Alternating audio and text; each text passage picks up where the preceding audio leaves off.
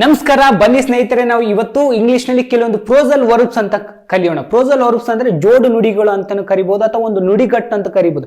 Verb ಮತ್ತು preposition ಎರಡು ಸೇರಿ ಒಂದು ಪ್ರೋಸಲ್ ವರ್ಬ್ ಆಗುತ್ತೆ. ಅದು ಒಂದು ವಿಶೇಷವಾಗಿರ್ತಕ್ಕಂಥ ಅರ್ಥವನ್ನ ಕೊಡುತ್ತೆ. ಅಂತದನ್ನ ನಾವು ನೋಡ್ತಾ ಹೋಗೋಣ ಬನ್ನಿ.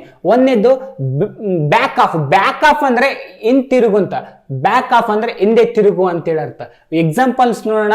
The dog backed of slowly ಅಂತಂದ್ರೆ ನಾಯಿಯು ನಿಧಾನವಾಗಿ ಹಿಂದೆ ಸರಿಯಿತು ಅಂತ ಅರ್ಥ. ಬ್ಯಾಕ್ ಆಫ್ ಅಂತಂದ್ರೇನು ಹಿಂದೆ ಸರಿಯುವುದು.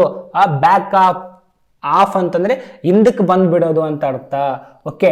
ಡ್ರಾಪ್ ಅಪ್ ಅಂದ್ರೆ ಸ್ಥಳದಲ್ಲಿ ಬಿಡುವುದು. ಗಿವ್ ಮಿ ಡ್ರಾಪ್ ಅಂತ ಕೇಳ್ತಿರ್ತಾರ. ಅದನ್ನ ಡ್ರಾಪ್ ಅಪ್ ಅಂದ್ರೆ ಅಲ್ಲಿ ಸ್ಥಳದಲ್ಲಿ ಹೋಗಿ ಬಿಡುವುದಂತ ಅರ್ಥ. ಒಂದು ಎಕ್ಸಾಂಪಲ್ ನೋಡೋಣ. ಡ್ರಾಪ್ ಅಪ್ ಅಂತಂದ್ರೆ I will drop you off at the station. I will drop you off at the railway station ಅಂದ್ರೆ ನಾನು ನಿನ್ನನ್ನು ನಿಲ್ದಾಣದಲ್ಲಿ ಇಳಿಸುತ್ತೇನೆ ಅಥವಾ ನಿನ್ನನ್ನು ಅಲ್ಲಿ ಬಿಡುತ್ತೇನೆ ಅಂತ ಅರ್ಥವನ್ನ ಕೊಡುತ್ತೆ. ಓಕೆ. ಫಿನಿಶ್ ಆಫ್ ಅಂದ್ರೆ ಮುಕ್ತಾಯಗೊಳಿಸು. ಫಿನಿಶ್ ಆಫ್ ಅಂದ್ರೆ ಏನ್ರಿ? ಮುಕ್ತಾಯಗೊಳಿಸು. ಈ ಫಿನಿಶ್ಡ್ ಆಫ್ ಈಸ್ ಆ ಮೇಲ್ಸ್ ಕ್ವಿಕ್ಲಿ. ಅವನು ಊಟವನ್ನ ತಕ್ಷಣವೇ ಮುಗಿಸಿದ. ಮೀಲ್ಸ್ ಅಂದ್ರೇನು? ಊಟ.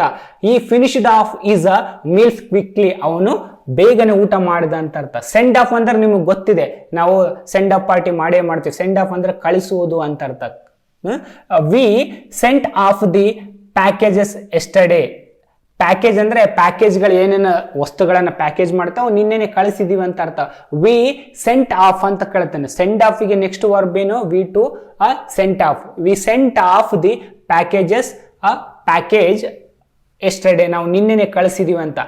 ಕಾಲ್ ಅಪ್ ಅಂತಂದ್ರೆ ನಾನು I will call up. Call up ಅಂದ್ರೆ ಏನಂದ್ರೆ ಕರೆ ಮಾಡು ಅಂತ ಅರ್ಥ. ಯಾರಿಗಾದ್ರೂ ಮತ್ತೆ ಫೋನ್ ಮಾಡೋದು, ಕರೆಯೋದು ಅಂತ ಅರ್ಥ.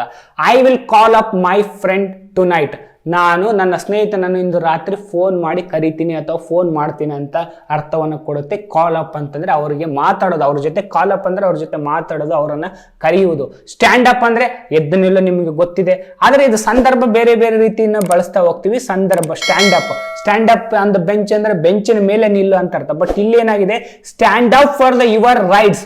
ನಿಮ್ಮ ಹಕ್ಕುಗಳಿಗಾಗಿ ಎದ್ದು ನಿಲ್ಲಿ, ಹಕ್ಕುಗಳಿಗಾಗಿ ಹೋರಾಟ ಮಾಡಿ ಅಂತ ಅರ್ಥವನ್ನು ಕೊಡುತ್ತೆ stand up. Stand up for your rights. ನಿಮ್ಮ ಹಕ್ಕುಗಳಿಗಾಗಿ ಹೋರಾಟ ಮಾಡಿ ಅಂತ ಅರ್ಥ.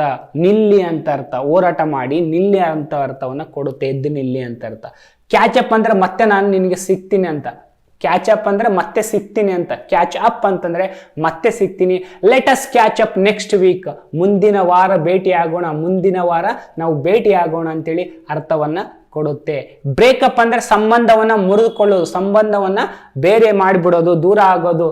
They broke up last month. ಅವರು ಕಳೆದ ತಿಂಗಳು ಬೇರೆಯಾದರು. ಬ್ರೋಕಪ್ ಅಂತಂದ್ರೆ ಅವ್ರ ಸಂಬಂಧ ಏನಾಯ್ತು, ಈಗ ಪ್ರೀತಿ ಮಾಡ್ತಿರ್ತಾರ, ಅವ್ರಿಗೆ ಏನಾಗ್ತದೆ, ದೂರ ಆತಂದ್ರೆ they broke up last month. ಅವರು ಕಳೆದ ತಿಂಗಳು ದೂರವಾದ್ರು ಅಂತ ಅರ್ಥ. ಕಮ್ಮಪ್ ಅಂತಂದ್ರೆ ಹೊಸದನ್ನಾದ್ರೂ ಏನಾದ್ರೂ ತಗೊಂಡ್ಬರೋದು ಅಥವಾ ಏನಾದ್ರೂ ವಿಶೇಷವಾದದ್ದನ್ನ ಕಮಪ್ ವಿತ್ ಅಂತಂದ್ರೆ ಅದ್ರ ಜೊತೆಗೆ ಬರೋದು. ಕಮಪ್ ವಿತ್ ಅಂದ್ರೆ ಜೊತೆಗೆ ಬರೋದು. Okay.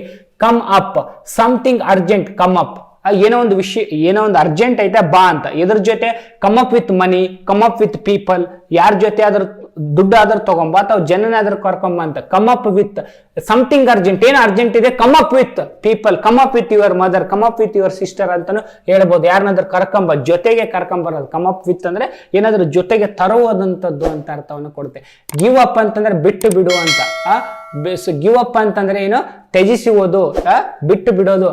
Don't give up slow easily. ಇಷ್ಟು ಸುಲಭವಾಗಿ ತ್ಯಜಿಸಬೇಡ, ಏನನ್ನಾದ್ರೂ ಬಿಟ್ಟು ಬಿಡಬೇಡ. ಗಿವ್ ಅಪ್ ಅಂತಂದ್ರೆ ಬಿಟ್ಟು ಬಿಡಬೇಡ. ಡೋಂಟ್ ಗಿವ್ ಅಪ್ ಅಂದ್ರೆ ಬಿಡಬೇಡ ಅಂತ ಅರ್ಥ. ಗಿವ್ ಅಪ್ ಅಂತಂದ್ರೆ ಬಿಡಬೇಡ ಅಂತ ಅರ್ಥ. ಸೆಟ್ ಅಪ್ ಅಂತಂದ್ರೆ ಸರಿಪಡಿಸ್ಕೊಳ್ಳೋದು ಅಥವಾ ಹೊಸದೇನಾದ್ರೂ ಪ್ರಾರಂಭಿಸುವುದು. ಸೆಟ್ ಅಪ್ ಅಂದ್ರೆ ಪ್ರಾರಂಭ. We set up a new business. ನಾವು ಹೊಸ ವ್ಯವಹಾರವನ್ನು ಪ್ರಾರಂಭಿಸುತ್ತೇವೆ ಅಂತೇಳಿ ಅರ್ಥ. ಓಕೆ. ವಿ ಸೆಟ್ ಅಂತಾನೆ ಬಳಸ್ತೀವಿ. ವಿ ಟು ಕೂಡ ಅದನ್ನೇ ಬಳಸ್ತೀವಿ. ಸೆಟ್ ಅಂತಾನೆ ಬಳಸ್ತೀವಿ. ಹಾಗಾಗಿ we set up a new business. ನಾವು ಹೊಸ ಬಿಸ್ನೆಸ್ ಅನ್ನು ಪ್ರಾರಂಭಿಸಿದೆವು ಅಥವಾ ಪ್ರಾರಂಭಿಸುತ್ತೇವೆ ಅಂತ. ಇಷ್ಟು ನಾವು ಈ ದಿನದಲ್ಲಿ ನಾವು ಇಂಗ್ಲಿಷ್ನ ಕೆಲವೊಂದು ಚಿಕ್ಕವಾಗಿರ್ತಕ್ಕಂಥ ಸಣ್ಣದಾಗಿರ್ತಕ್ಕಂಥ ಅವು ವೆರಿ ಇಂಪಾರ್ಟೆಂಟ್ ಆಗಿರ್ತಕ್ಕಂಥ ಪ್ರೋಸಲ್ ವರ್ಬ್ಸ್ ಅನ್ನ ಕಲ್ತಿದೀವಿ. ಮತ್ತೆ ಒಂದು ಮುಂದಿನ ವಿಡಿಯೋದಲ್ಲಿ ಸಿಗೋಣ. Don't forget to subscribe and share with your friends.